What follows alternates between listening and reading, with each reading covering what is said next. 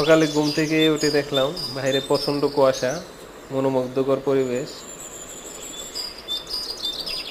দীর্ঘদিন পরে গ্রামের বাড়িতে এসে দেখলাম বাইরে কুয়াশা আচ্ছন্ন, পাখির কিচিরমিচির শব্দ, পরিবেশটা অত্যন্তই সুন্দর।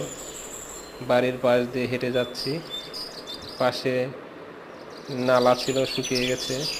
আসলে বর্ষাকালে পরিবেশটা খুবই সুন্দর লাগে, সবচেয়ে চমৎকার লাগে পাখির কিচিরমিচির আওয়াজ। আসলে মনোমুগ্ধ করে এই পরিবেশে। আমার গ্রামের বাড়ি অত্যন্ত ভালো লাগে। গ্রামে আসলেই আমি এই দৃশ্যটা এনজয় করি, খুবই ভালো লাগে।